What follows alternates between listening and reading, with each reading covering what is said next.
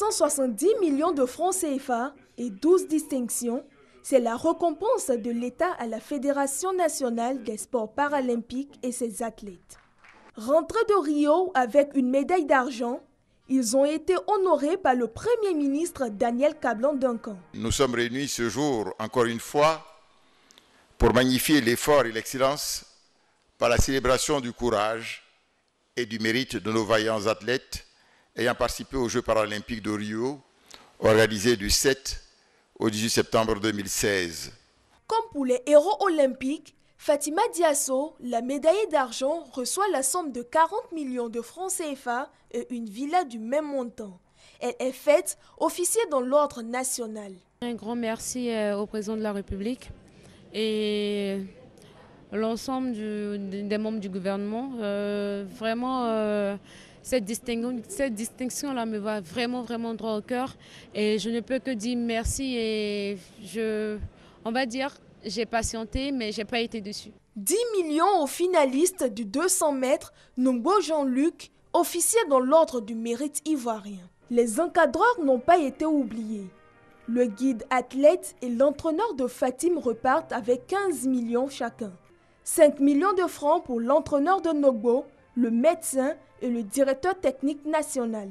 Quant aux administratifs, avec à leur tête le président Trazié-Serge Pacom, ils sont 5 à être distingués dans l'ordre du mérite ivoirien et l'ordre national, avec 20 millions pour les caisses de la fédération. Nous sommes extrêmement fiers de notre jeune fédération et nous sommes fiers aujourd'hui d'être honorés par la nation. C'est pour dire infiniment merci au chef de l'État qui, à travers aujourd'hui la Constitution, a proclamé le droit de la personne handicapée. Le chef de l'État, son Excellence M. Alassane Ouattara, a promis recevoir la délégation dans les prochains jours.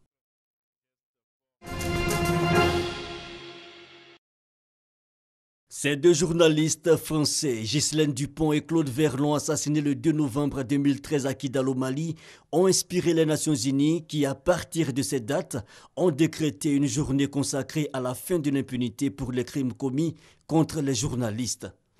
Depuis 2006, l'UNESCO a condamné l'assassinat de plus de 800 journalistes et seulement moins de 7% de ces crimes ont été élucidés. L'impunité entraîne l'impunité, thème choisi pour 2016. Pour les acteurs, il faut sonner l'alarme. 2015, à travers le monde, il y a 110 journalistes qui ont été tués. Aujourd'hui même, quand nous faisons le point en ce qui concerne l'année 2016, ça fait 51 journalistes. Et donc nous marquons une pause pour dire trop c'est trop. J'encourage chacun à se tenir aux côtés de l'UNESCO pour condamner chaque meurtre de journaliste, réclamer des enquêtes approfondies. Le cas de la Côte d'Ivoire, la situation est relevée par le porte-parole des organisations professionnelles de journalistes. Pendant ces 2 dernières années, on n'a pas encore enregistré de crimes de journalistes dans l'exercice de leurs fonctions et nous nous en félicitons. C'est le lieu donc pour nous d'inviter le gouvernement à redoubler d'efforts.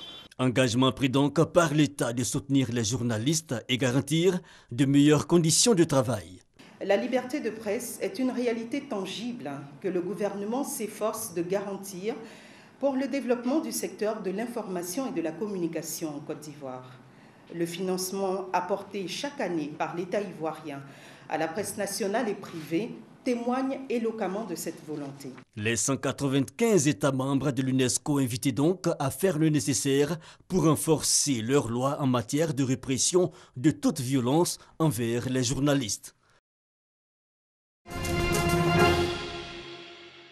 Qu'avons-nous fait pour que nos forêts se trouvent dans cet état aujourd'hui? L'on s'interroge. De 16 millions d'hectares de forêt en 1960, le couvert forestier ivoirien est passé à moins de 2 millions d'hectares aujourd'hui. Le ministère des Eaux et Forêts veut parer au plus pressé en multipliant les initiatives pour freiner, voire mettre fin à la destruction des forêts. Présenter aux parties prenantes sur une base beaucoup plus élargie les projets de textes qui ont été élaborés en vue de la mise en œuvre du code forestier qui a été donc adopté, voté en 2014. Il donne aux agents des eaux et forêts la qualité d'officier de police judiciaire, ce qui donc leur donne le droit de pouvoir faire donc directement donc des réquisitions, des constatations sur le terrain. Experts et acteurs du secteur forestier réfléchissent pour enrichir son contenu. À la fin de cet atelier, nous allons nous retrouver au niveau du ministère des Eaux et Forêts et du cabinet qui nous accompagne pour peaufiner les textes. Donc c'est ensuite que ces textes-là vont être enrôlés par le secrétaire général du gouvernement pour être présentés au conseil de gouvernement et au conseil des ministres. Ce nouveau code forestier, fort de 152 articles selon le ministère des Eaux et Forêts, va apporter de réelles avancées en matière d'orientation de la gestion forestière.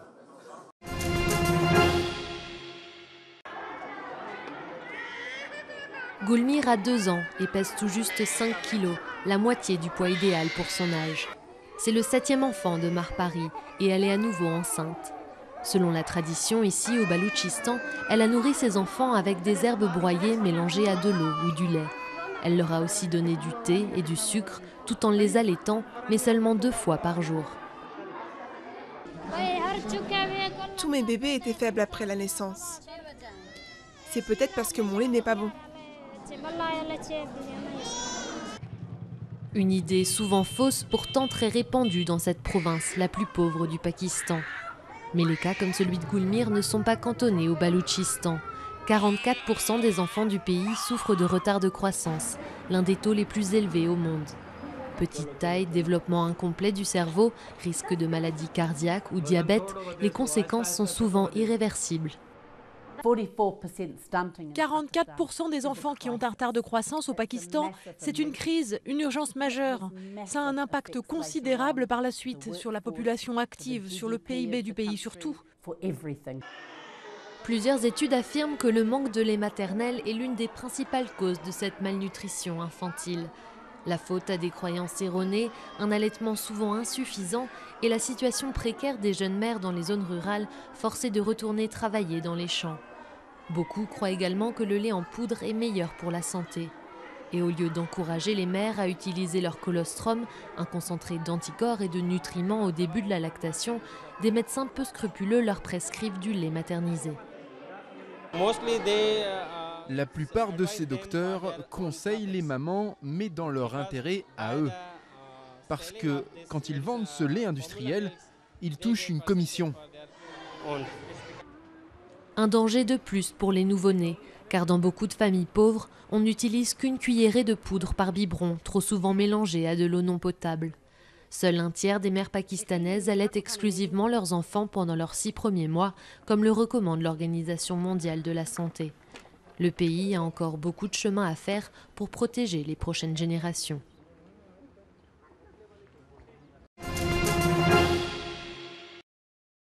L'apartheid, le mot est dérivé de l'afrikaans, langue de l'occupant en Afrique du Sud.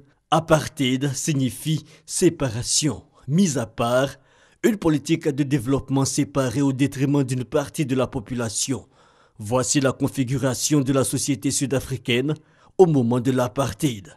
Les Blancs, les descendants d'immigrants européens arrivés à partir de 1652, ils sont plus de 21% de la population. Les Indiens, les descendants des coulisses recrutés en Inde à partir de 1860 et engagés dans les plantations de canne à sucre du Natal, ils représentent en 1950 un peu moins de 3% de la population. Les Métis, issus du mélange entre Blancs et Otento au XVIe et XVIIe siècle, et les Malais du Cap.